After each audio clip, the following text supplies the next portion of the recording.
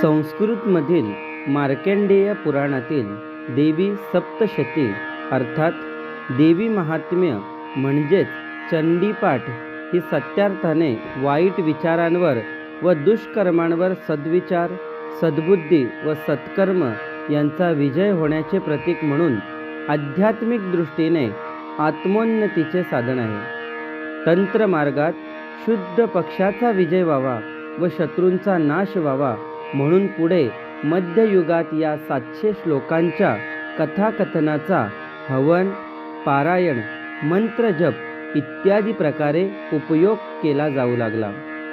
देवीची उपासना ही मूळ शक्तीची उपासना होय. कोणत्याही देवीची उपासना ही तिच्यातील अंगभूत गुणांची व शक्तीचीच उपासना असते. या ग्रंथामध्ये 1 ते 16 अध्याय दिलेले आहेत. आता आपण संक्षिप्त रूपाने या सर्व अध्यायांचा सार पाहूयात. श्री देवी महात्म्य अध्याय 1 मधु कैटभांचा वध.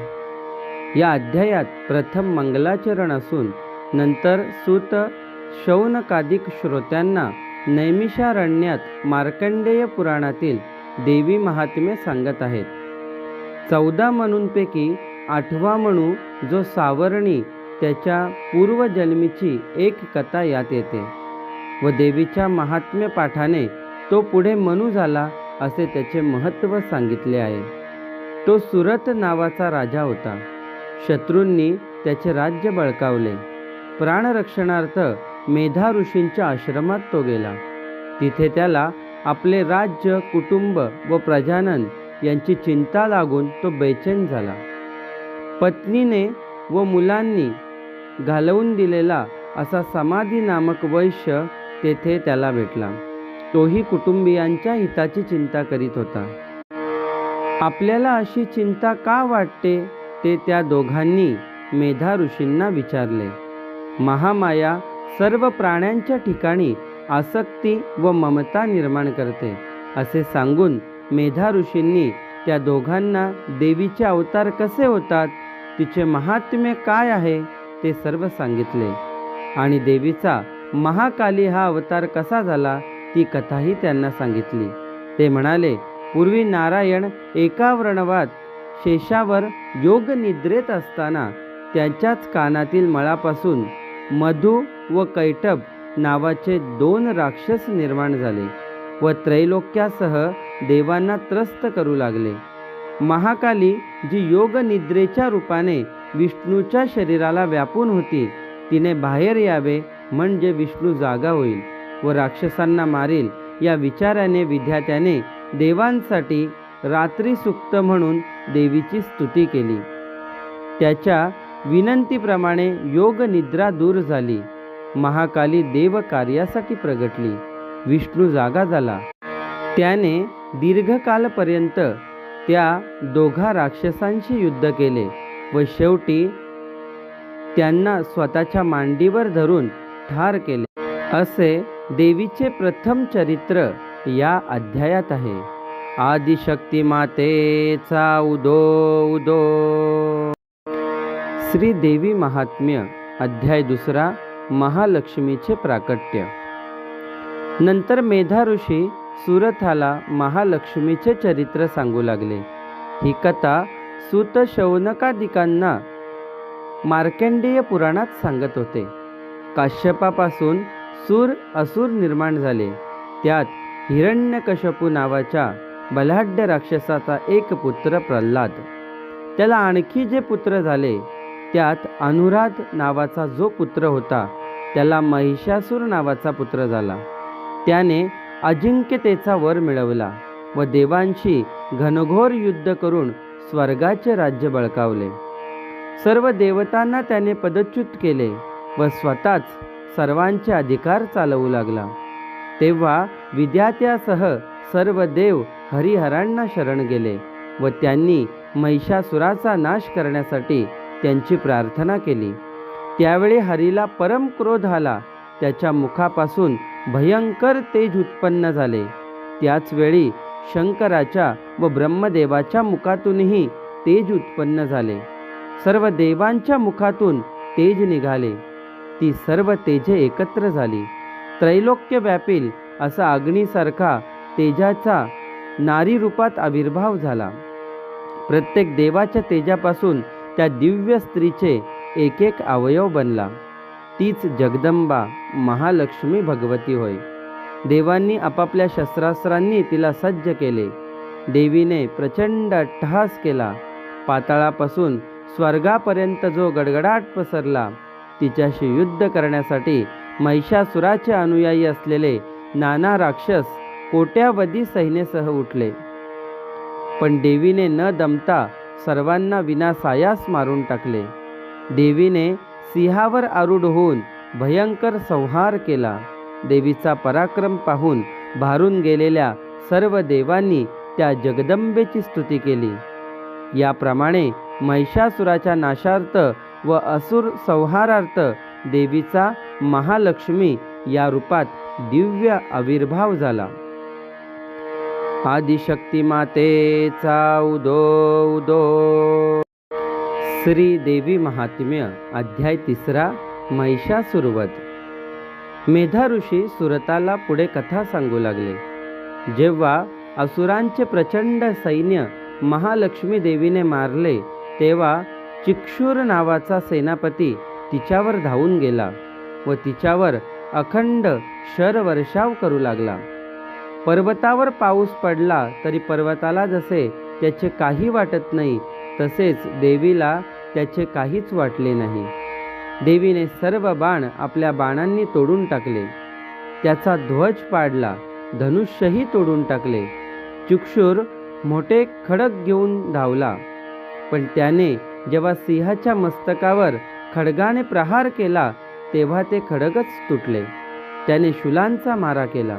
पण देवीने आपल्या शूलाने चिक्षुराला ठार केले. चामर नावाचा असुर तेव्हा पुढे आला. देवीच्या सिंहाने पंजाच्या तडाख्याने त्याला मारले. त्या मागोमाग युद्धाला आलेले उदग्र इत्यादी महान वीर देवीने यमसदनास पाठवले. मग रेड्याच्या रूपात महिषासुर देवीशी लढावयास आला. त्याने प्रचंड पराक्रम करून देवीचे व देवांचे अनेक गण मारले. तो देवीवर हल्ला करण्यास आला तेव्हा देवीने पाश टाकून त्याला बांधला. रेड्याचे रूप टाकून तो असुर एकदम सिंह झाला. त्याचा शिरच्छेद करण्यासाठी देवीने खडक उगारले. तेवढ्यात त्याने हत्तीचे रूप घेतले व तो सोंडेने सिंहाला वडू लागला. देवीने तलवारीने त्याची सोंड कापली. तेवढ्यात त्याने पुन्हा रेड्याचे रूप घेतले. तेव्हा देवी क्षणभर थांबून मधुपान केले व ती अट्टहास करू लागली. महिषासुराने पर्वत फोडून त्याचे खंड खंड देवीवर फेकले. पण देवीने त्यांचा चुराडा केला. देवीने उडी मारली व त्याच्या अंगावरच आरूढ झाली. त्याला ती शूलाने ठार करणार एवढ्यात तो रेड्याच्या शरीरातून मानवी शरीराने बाहेर पडू लागला. तो पूर्ण बाहेर येण्याआधीच देवीने त्याचे मस्तक खडगाने उडवले. तेव्हा देवगण फार हर्षित झाले. महिषासुराचे उरले सुरलेले सैन्य सर्व दिशांना पळून गेले. आदिशक्ती मातेचा उदो उदो. श्री देवी महात्म्य अध्याय 4 देवीची स्तुती. श्री मेधा ऋषी सुरताला देवीचे चरित्र पुढे सांगू लागले. देवांनी देवीची उत्तम अर्थपूर्ण शब्दांनी स्तुती केली. देवी सर्वांच्या जाणीवेत विविध शक्तींच्या रूपात कशी स्थित आहे त्याचे पुष्कळ वर्णन त्यांनी केले. तिच्या दयाळूपणाची, पराक्रमाची, सर्व व्यापित्वाची, प्रभावाची, सद्गुणांची व आदिशक्ती रूपाची नाना प्रकारे स्तुती केली. विश्वरूपिणी, विश्वपालिका, शुभवर्धिनी, लक्ष्मी, अलक्ष्मी, श्रद्धा, लज्जा, सर्वाश्रया, आद्या, स्वाहा, स्वधा, मुक्ती, हेतू, शब्दशक्ती, अचित्या, परमविद्या, भगवती, मेधा, अंबिका, गौरी, पार्वती, भवानी, धनदा, यशोदा, दुर्गा, दरिद्र्यहारिणी, दुःखहारिणी अशा नाना नामांनी व विशेषणांनी तिची वारंवार स्तुती केली. तेव्हा देवी त्यांच्यावर प्रसन्न झाली. आणि इष्टवर मागा असे देवांना म्हटली. देवांनी म्हटले, या महिषासुराला व असुर सैन्याला मारून तू आमचे जसे रक्षण केलेस, तसेच तू जेव्हा जेव्हा जे जे अवतार घेशील तेव्हा तेव्हा त्या वेळी आमचे व साधूजनांचे व खऱ्या अर्थाने भक्तांचे रक्षण कर, अशी आमची प्रार्थना आहे. नंतर त्यांनी देवीची उत्तम उपचारांनी पूजा केली. नंतर ते म्हणाले, जो मनुष्य आता तुझे जे स्तोत्र आम्ही म्हटले त्याचा श्रद्धापूर्वक पाठ करील, त्याचेही सर्व संकटात रक्षण कर. देवीने त्यांना दोन्ही वर प्रसन्न मनाने प्रदान केले. तथास्तु अशा आशीर्वादाच्या वाक्याने देवीने त्यांना अभय दिले व ती अंतर्धान पावली. देवांचे सर्व तेज निघून एकटवले व लक्ष्मी रूपाने ते प्रगट झाले. देवीचे हे चरित्र 3 अध्यायात मिळून वर्णिले आहे. गौरीच्या दिव्य शरीरापासून महासरस्वतीचा आविर्भाव होईल ती कथा पुढील अध्यायात आहे. आदिशक्ती मातेचा उदो उदो. श्री देवी महात्म्य अध्याय 5. सरस्वती अवतार. मेधा ऋषी सुरताला कथा सांगताना पुढे म्हणाले, पूर्वी शुंभ आणि निशुंभ नामक असे अत्यंत क्रूर व पराक्रमी 2 दैत्य झाले आहेत. त्यांनी त्रैलोक्य जिंकले आणि यज्ञातील हवीर भागही देवांऐवजी तेच ग्रहण करू लागले.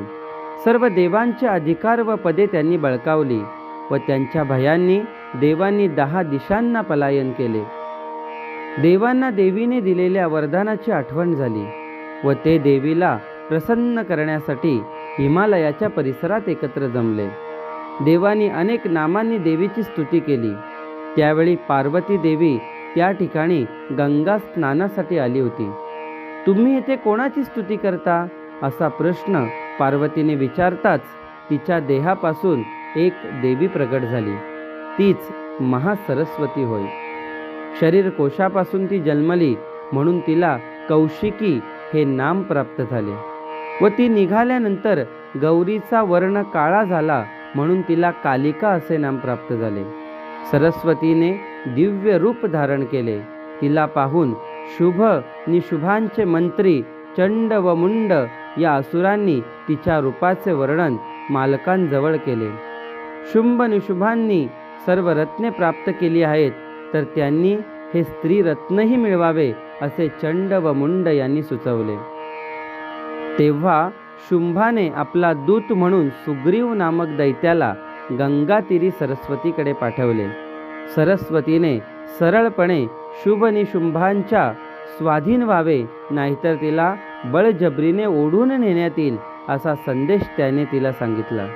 सरस्वती म्हणाली, शुंभ निशुंभ बलवान आहेत हे मला मान्य आहे, पण मी पूर्वी अशी प्रतिज्ञा केली आहे, अविचारानेच केली आहे, की जो कोणी माझ्याशी युद्ध करून मला जिंकेल त्याच्याच मी स्वाधीन होईल. या गोष्टीला आता इलाज नाही. शुंभ किंवा निशुंभ यांनी माझ्याशी लढावे व मला जिंकावे. तू हा निरोप त्यांना सांग. हे ऐकून तो दूत परत गेला. आदिशक्ती मातेचा उदो उदो. श्री देवी महात्म्य अध्याय 6. धूम्रलोचन वध. मेधा ऋषी सुरताला कथा पुढे सांगू लागला. दूताने शुंभाकडे जाऊन सरस्वतीचा निरोप त्याला यथातथ्य सांगितला. देवी युद्धाशिवाय वश होणार नाही हे समजताच शुंभ भडकला. त्याने धूम्रलोचन या आपल्या सेनापतीस सांगितले, असाच जा आणि त्या स्त्रीला जबरदस्तीने ओढून आण. तिचा कोणी पाठीराखा आल्यास त्याला ठार मार, मग पाहूया.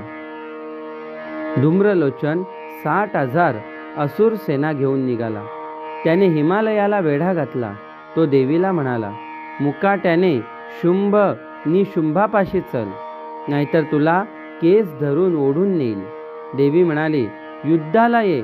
तू मला जिंकलेस तर मी बिचारी स्त्री काय करणार. धूम्रलोचन तिच्यावर हल्ला करण्यास धावला.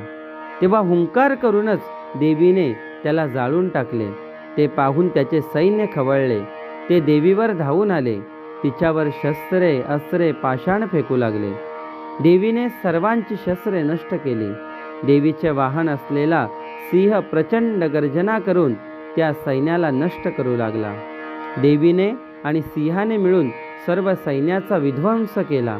ती वार्ता शुभ आणि निशुंभ यांना कळाली. तेव्हा ते रागाने दात ओठ चावू लागले. चंड आणि मुंड या दोन मोठ्या असुरांना शुंभ आज्ञा देऊन म्हणाला, हिमालयात जा आणि त्या देवीला फरफटत आणा. ते शक्य झाले नाही तर तिला मारून टाका, तिच्या सिंहालाही मारून टाका. तिला मारल्यानंतर इथेच घेऊन या. धूम्रलोचनाला जिने मारले ती आहे तरी कशी ते पाहू द्यात मला. हे काम जर तुम्ही केलेत तर आम्ही तुमच्यावर संतुष्ट होऊन तुम्हाला भरपूर बक्षिसे देऊ. आदिशक्ती मातेचा उदो उदो.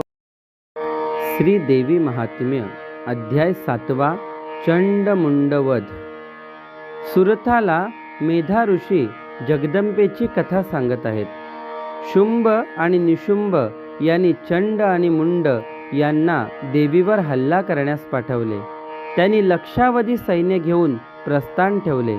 वाद्य वाजू लागली, दैत्य गर्जना करू लागले. कित्येक वीर आकाशातून उडत जाऊन हिमालयाच्या त्या उतारावर उतरले. ते जेथे अष्टभुजा देवी सिंहावर बसून हास्य करीत होती. तिच्या हातात बाण, मुसळ, शंख, चक्र, शूल, धनुष्य, घंटा आणि लांगल अशी आयुधे होती. तिला पाहून चंडमुंड मनाशी म्हणाले, हिला पकडून नेऊयात. आणि मग त्यांनी शस्त्रास्त्रांचा मारा सुरू केला. तेव्हा देवी संतप्त झाली. तिच्या कपाळापासून काळी कुट्ट क्रूर काळी उत्पन्न झाली. तिच्या भयंकर मुखाकडे पाहवतच नव्हते. गळ्यात नरमुंडांच्या माळा होत्या. तिने व्याघ्राचे चामडे पाघरले होते. तिचा आवाज मेघासारखा होता. आरक्त नयन, लाल आंबट जीभ आणि शरीर हडकुळे अशी ती काली एकदम असुरांच्या सैन्यात शिरली. तिने हत्ती, घोडे यांसकट कित्येक वीर भराभर तोंडात टाकले आणि शेवटी चंडमुंड यांची मस्तके खडांगाने तोडून ती दोन्ही मुंडकी घेऊन ती देवाजवळ गेली. तिला देवी म्हणाली, हे काली, तू चंडमुंडांची शिरे घेऊन आलीस म्हणून तुला जगात चामुंडा हे नाव पडेल. तू योगाधिकारी होशील. लोक तुझी मोठ्या प्रमाणावर आराधना करतील. हे कथानक म्हणजे चंडमुंडाचा वध केल्याचे वर्णन जो वाचील व देवीचे नम्रपणे स्मरण करील त्याच्या सर्व कामना पूर्ण होऊन त्याची सर्व संकटे नष्ट होतील. आदिशक्ती मातेचा उदो उदो. श्री देवी महात्म्य अध्याय 8 रक्तबीजवध. मेधा ऋषी म्हणाले, हे सुरत राजा, जी गोष्ट सुताने शौनकाला सांगितली व जी मार्कंडेयाने शिष्याला सांगितली तीच मी तुम्हाला सांगत आहे. चंडमुंड रणात पडले. पुष्कळ सैन्य नष्ट झाले. उरलेले सैन्य शुंभाकडे परत गेले. युद्धाचे भयंकर वृत्त ऐकून शुंभ निशुंभ अत्यंत संतप्त झाले. त्यांनी आपल्या शहांशी मुख सरदारांना बोलवले. युधायुध असे त्याचे नाव होते. देवीशी मोठे युद्ध करायचे आहे तेव्हा सर्व असुर सैन्य जमा करायचे. त्यांत कंबू, कोटिवीर्य, असुर, ध्रौम, कालक, दोहर, मौरू वंशाचे मौर्व, कालिकेय असे अनेक वीर होते. अशी त्यांनी आज्ञा केली. याप्रमाणे कोट्यावधी असुर सैन्य निघाले. शुंभही असंख्य महावीर बरोबर घेऊन निघाला. सैन्याच्या गर्जनांनी आकाश भरून गेले. सैन्य पाहताच देवीने आपल्या प्रचंड धनुष्याचा रणत्कार केला. आकाश दुमदुमले, भूमी कंपायमान झाली. सिंहाने त्यातच आरोळी ठोकली आणि त्याच वेळी देवीने घंटानाद केला. त्या प्रचंड आवाजांनी देवही भयभीत झाले. त्यातच वाद्यांचा आवाज आणि दैत्यांच्या गर्जना यामुळे ब्रह्मांडात हल्लकल्लोळ माजला. काली, सिंह, देवी आणि चंडिका यांच्या मदतीला इंद्राणी, कोमारी, वाराही, नारसिंही, ब्राह्मणी, माहेश्वरी, वैष्णवी अशा सर्व देवींच्या शक्ती अचानक त्या रणांगणात प्रकट झाल्या. त्या सर्व देवींचे सैन्य अतिप्रचंड युद्धासाठी सज्ज झाले. देवीने शंकराला शुंभाकडे दूत म्हणून पाठवले, पण शुंभाने ऐकले नाही. युद्ध सुरू झाले. रक्तबीज नावाचा दैत्याला घाव बसताच त्याच्या रक्तातून असंख्य रक्तबीज उत्पन्न होऊ लागले. तेव्हा कालीने अशी युक्त केली की असंख्य रक्तबीज निर्माण होताच कालीने त्यांना वरच्यावर भक्षण करून टाकले. अजिंक्य असा रक्तबीज अशा प्रकारे मरण पावला. आदिशक्ती मातेचा उदो उदो. श्री देवी महात्म्य अध्याय 9. निशुंभवध. सुरत राजाला मेधा ऋषी कथा सांगत होते. राजा रक्तबीजाचे रक्त भूमीवर पडू न देता कालीने त्याला खाऊन टाकला. त्यामुळे शुंभ व निशुंभ दोघांना फारच क्रोध आला व ते देवीवर हल्ला करण्यासाठी असंख्य नवीन सैन्य घेऊन निघाले. त्यांचे व देवीचे जे भयंकर युद्ध झाले ते पाहून देवही फार भयभीत झाले. त्यावेळी बाणांचा पाऊस पडत होता व तुटलेली मस्तके गारांसारखी पडत होती. रक्ताचे प्रवाह वाहत होते व त्यात सैन्य वाहून जात होते. देवीने बाणांनी मोठ्या प्रमाणात असुर संहार केला. निशुंभाने सिंहाच्या मस्तकावर तलवारीने वार केला, पण देवीने त्याचे तलवार व ढाल दोन्हीही तोडून टाकले. तोवर निशुंभाने शक्ती फेकली. तिचा नाश देवीने सुदर्शनाने केला. निशुंभाने फेकलेले त्रिशूल देवीने मुठीत मोडून टाकला. गदा त्रिशूलाने व परशु बाणाने नष्ट केला. तो निशुंभ धराशायी झाला. तोच 8 हातात 8 शस्त्रे घेऊन शुंभाने देवीवर चाल केली. देवीने शंख व घंटा यांच्या नादाने असुर सैन्य घाबरवून टाकले आणि सिंहाने आपल्या डरकाळ्यांनी गगन दुमदवून टाकले. कित्येक सैन्य आवाजानेच गतप्राण झाले. शुंभाचे व देवीचे घनघोर युद्ध झाले. निशुंभ पुन्हा सावध होऊन युद्धासाठी उठला. चंडिका व काली यांच्याशी त्याने आपल्या मायाशक्तीने प्रचंड युद्ध सुरू केले. शेवटी चंडिकेने त्याच्या तलवारीने त्याचाच शिरच्छेद केला. तिकडे शुंभ शूलाच्या आघाताने भूमीवर मूर्छित पडला होता. सिंहाने अगणित सेनेचा संहार केला. देवांच्या ज्या कौमारी, ब्राह्मिणी आदी शक्ती देवता युद्ध करीत होत्या त्यांनी एकदम असंख्य असुरांना ठार केले. सिंहाने काही मारले, शिवदूती कालीने काही मारले, देवीने कित्येकांना नष्ट केले आणि कितीतरी सैन्य रणांगणातून पळाले. अशा रीतीने निशुंभाचा वध देवीने केला व पुष्कळ सैन्यांचा संहार केला. आदिशक्ती मातेचा उदो उदो. श्री देवी महात्म्य अध्याय 10. शुंभवध. मेधा ऋषी पुढे सांगू लागले. निशुंभ रणात मरण पावला तेव्हा शुंभाला क्रोध आवरेनासा झाला. तो गर्जना करून देवीला म्हणाला, दृष्टे, तू आपल्या शक्तीची घमेंड दाखवू नकोस. अनेक देवतांच्या शक्ती तुला मदत करीत आहेस म्हणून तू विजयी होत आहे. तुझ्या एकटीच्या अंगी एवढे सामर्थ्य असणे शक्यच नाही. त्यावर देवी म्हणाली, अरे शुंभा, ही सगळी शक्तिरूपे माझ्याच शक्ती आहेत. मी वास्तविक एकटीच आहे. तुला भ्रांती झाली आहे, नीट बघ. असे म्हणून देवीने इंद्राणी, ब्राह्मिणी, कौमारी आदी सर्व शक्तींना त्यांच्या आयुधासह व वाहनांसह आपापल्या शरीरात लीन करून घेतले व ती लगेच शुंभाशी लढू लागली. देवीने आपल्या सर्व शस्त्रांनी प्रहार केले व अशस्त्रे योजली, पण शुंभाने सर्वांचे निवारण केले. देवीने पुष्कळ काळ युद्ध करून एकदम आकाशात गमन केले. तेव्हा शुंभही वर जाऊन तिच्याशी अंतराळात युद्ध करू लागला. देवीने शुंभाला उचलून आकाशात गरगरा फिरवला व खाली आपटला. शुंभ पुन्हा देवीवर हल्ला करणार तोच देवीने त्याचे हृदय शूल मारून विदारण केले. शुंभ गतप्राण झाला. त्याच्या पडणाऱ्या प्रेताच्या वजनाने पर्वत हादरले, पण पंचमहाभूते प्रसन्न झाली. मेध उल्का पाडीनासे झाले. नद्या शांत वाहू लागल्या. देव समाधान पावले. दुधुंबी नाद करू लागले. अप्सरा नर्तन करू लागल्या. गंधर्व गायन करू लागले.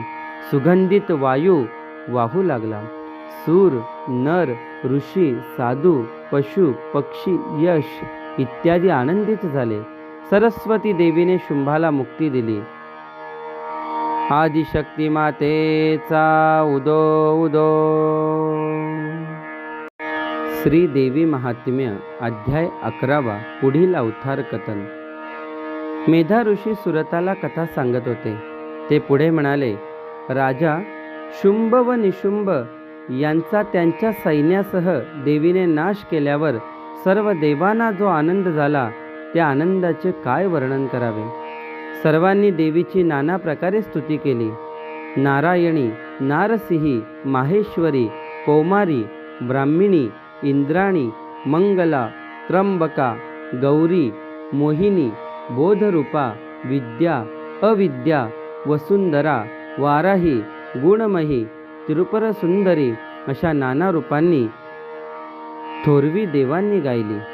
ती कालात्मक काली, महिष, चंड, मुंड, धूम्रलोचन, शुंभ, निशुंभ आदी मोठ्या असुरांचा वध करणारी म्हणून तिचा त्यांनी गौरव केला. त्यावर प्रसन्न होऊन देवीने त्यांना वर देऊ केले. तेव्हा देव म्हणाले, हे विश्वजननी माते, यावेळी तू ज्याप्रमाणे आमची संकटातून मुक्तता केलीस त्याप्रमाणे आम्हावर जेव्हा जेव्हा संकट येईल तेव्हा तेव्हा आमचे रक्षण तू कर. देवी म्हणाली, मी पूर्वी अवतार घेऊन मधु कैटभांना मारले, चंडमुंडांना, महिषासुराला, चक्षुर, धूम्रलोचन यांना मारले. आता शुंभ निशुंभांना मारले. यापुढेही मी अवतार घेईन व सज्जनांचे आणि देवांचे रक्षण करेल. नंदाच्या घरी मी यशोदेची कन्या म्हणून जन्म घेईल व विद्याचलावर राहील. शुंभ निशुभांच्या नवीन जन्मातही मीच त्यांना पुन्हा मारील. असे म्हणून देवीने पुढील मन्वंतरात ती कोणकोणत्या नावाने अवतार घेईल व कार्य करेल ते देवांना सांगितले.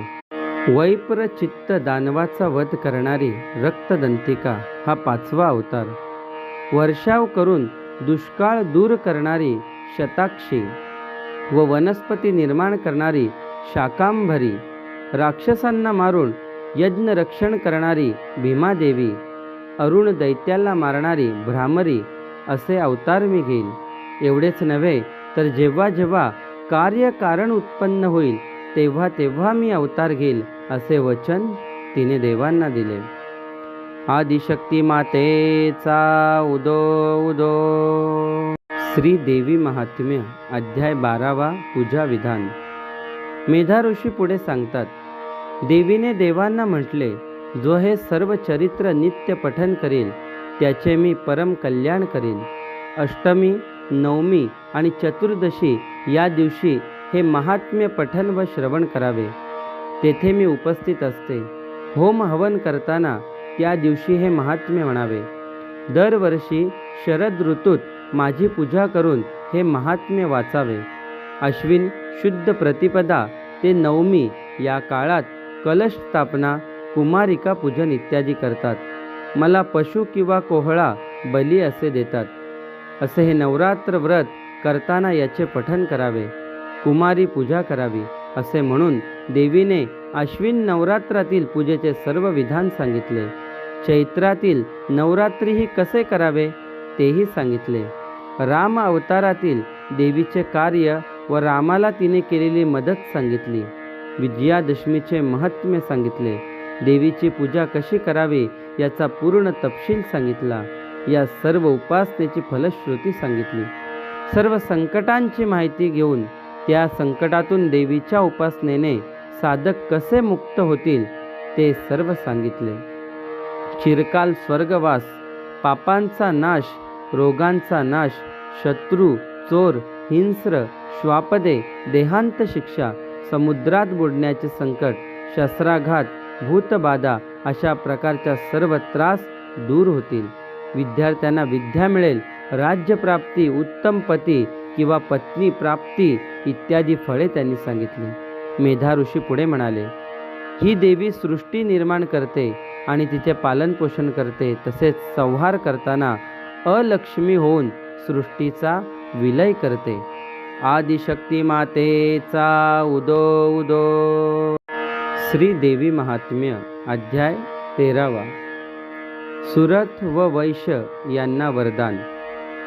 मेधा ऋषी सुरथाला म्हणाले, अशी ही भगवती माया दृष्टांचा नाश करून दैवी गुणांचे रक्षण करणारी आहे.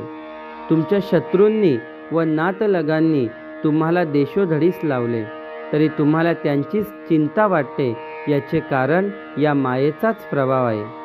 तिची आराधना कराल तर तुमचे ऐहिक व पारलौकिक कल्याण होईल, यात काही शंका नाही. सुरत राजाने ऋषींचे वचन ऐकले. त्याला राज्याबद्दल आसक्ती राहिली नव्हती. वैश्यही विरक्त झाला होता. त्या दोघांनी मेधा ऋषींचा निरोप घेतला. वाळवंटात जाऊन देवीची आराधना केली. देवी प्रसन्न झाली. राजाला तिने अखंड राज्यभोग, तारुण्य व पुढील मन्वंतरात मनु होण्याचा वर दिला. आणि त्या वैश्याला अहंकाररहित आत्मज्ञान व मुक्ती प्राप्त होईल असा वर दिला. याप्रमाणे सुरत राजाचे राज्य त्याला परत मिळाले आणि तो सूर्यपुत्र हो म्हणून जन्मास येऊन सावर्णी म्हणू होणार आहे. याप्रमाणे मार्कंडेयाने 13 अध्यायात देवीचे महात्म्य आपल्या शिष्यांना सांगितले व तेच सूत शौनकादी मुनींना सांगत होते. या अध्यायाच्या पठनाने सर्व पीडा नाहीशा होऊन सर्व संपदा प्राप्त होईल. देवीची कृपा होऊन अंतिम मुक्ती मिळेल. आदिशक्ती मातेचा उदो उदो. श्री देवी महात्म्य अध्याय 14वा. प्राधानिक रहस्य. सुरत राजाने मेधा ऋषींना देवीच्या आध्यात्मिक स्वरूपाबद्दल माहिती विचारली. तेव्हा मेधा ऋषी म्हणाले, हे रहस्यमय ज्ञान मी तुम्हाला सांगतो. तिन्ही गुणांमध्ये देवीचे अवतार होतात, पण सत्वगुणी महालक्ष्मीचा अवतार सर्वांच्या आधी झाला. ती भक्तांना दिसते, अभक्तांना दिसत नाही. ती अष्टभुजा आहे. तिची कांती तप्त सुवर्णा समान आहे. तिच्या शरीरातूनच पुढे महाकाली हे तमोगुणी रूप निर्माण झाले. महालक्ष्मीने तिला काळा रंग, मस्तकांची माळा, तलवार, पानपात्र, मुंड, खेटक देऊन तृष्णा, निद्रा, एकवीरा, कालरात्री, दुरत्यया इत्यादी नावे दिली. महालक्ष्मीने महासरस्वती म्हणून तिसरे रूप घेतले. ती चंद्रासमान प्रभा असलेली, अक्षमाला, अंकुश, वीणा व पुस्तक धारण करणारी अशी सत्वगुणांची देवी निर्माण करून तिला महाविद्या, कामधेनू, भारती, आर्या, ब्राह्मी, वाक, सरस्वती, महावाणी, वेदगर्भा आणि ईश्वरी अशी नावं दिली. या तिघींनी नंतर पुढील प्रमाणे संतती उत्पन्न केली. महालक्ष्मीने ब्रह्मदेव आणि सगुण लक्ष्मी यांना जन्म दिला. पुत्राला ब्रह्मदेव, विधी, विरंची, धाता अशी नावे ठेवली आणि मुलीला श्री, पद्मा, कमला व लक्ष्मी अशी नावे दिली. महाकालीने महादेव व सरस्वती ही 2 अपत्ये मनातून निर्माण केली. मुलाला नीळकंठ, शंकर, चंद्रशेखर, रुद्र, स्थाणू, ईश्वर आदी नावे ठेवली. मुलीला सरस्वती, त्रयविद्या, स्वरा, कामधेनू इत्यादी नावे दिली. महासरस्वतीने विष्णू आणि गौरी अशी 2 अपत्ये मनातून उत्पन्न केली. विष्णूला कृष्ण, ऋषिकेश, वासुदेव, जगन्निवास व जनार्दन ही नावे दिली. तर गौरीला उमा, सती, चंडी, गौरी, सुभगा, शिवा आणि सुंदरी ही नावे दिली. अशा प्रकारे स्त्रिया स्वतःच पुरुषत्व पावल्या. देवीने विष्णूला लक्ष्मी, ब्रह्मदेवाला सरस्वती आणि महादेवाला गौरी अशा दिल्या व ती 3 प्रधान दाम्पत्ये जगाची उत्पत्ती, स्थिती, लय ही कार्ये पाहू लागली. आदिशक्ती मातेचा उदो उदो. श्री देवी महात्म्य अध्याय 15वा. वैकृतिक रहस्य. या अध्यायात मेधा ऋषीने देवीची विविध ध्याने व त्यांच्या हातांची संख्या आणि त्या हातामध्ये असणाऱ्या आयुधांची नावे याचे वर्णन केले आहे. तसेच देवीच्या पूजेत महालक्ष्मी, महाकाली, सरस्वती यांसह ब्रह्मदेव, विष्णू, महादेव यांची कशा पद्धतीने व कोणत्या दिशेस स्थापना करावी, नवदुर्गांची स्थापना कुठे करावी, पूजा करताना रुद्र आणि विनायक यांची स्थाने कोणती असावी, मंत्रजप कसे करावे, उपवास कसे करावे, देवीच्या तिन्ही चरित्रांचे छंद, ऋषी, देवता, ध्यान, बीज, शक्ती, शापमोचन स्तोत्र ही कोणती असावीत व ती कशी म्हणावीत, रात्री सुक्त, देवी सुक्त यांचे पाठ केव्हा करावे, कवच, अर्गला व किलक स्तोत्र केव्हा म्हणावे, होम हवन कसे करावे, उपवास कसे करावे, असे सर्व यथासांग वर्णन केले आहे. नियम कोणते पाळावे, कोणत्या मंत्रात कोणती शक्ती आहे, पक्वान्ने आणि अन्न कोणते शिजवावे इत्यादी वर्णन केले आहे. आदिशक्ती मातेचा उदो उदो. श्री देवी महात्म्य अध्याय 16वा फलश्रुती. या अध्यायात या सर्व अध्यायांची साररूप अवतरणिका दिली आहे. तसेच देवीचे तिन्ही मुख्य अवतार व इतर वर्णिलेले गौण अवतार यातील देवीचे रूप कसे असते, मूर्ती कशा असतात, म्हणजेच महालक्ष्मी, महाकाली, महासरस्वती, रक्तदंतिका, शताक्षी, भ्रामरी, भीमादेवी व नंदसुतानंदा या सर्वांची रूपे वर्णन केली आहेत. त्यांच्या उपासनेचे वेगवेगळे फळ सांगितले आहे.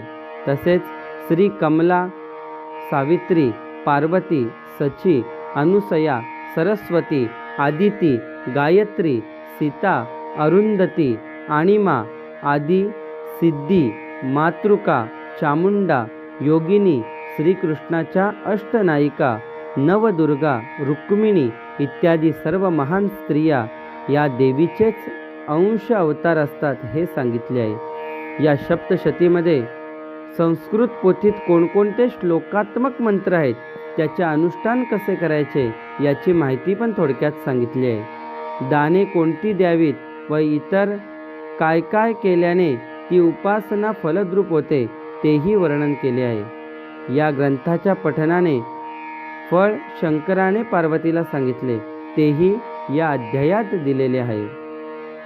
आदिशक्ती मातेचा उदो उदो इति श्रीदेवी महात्म्य समाप्तम.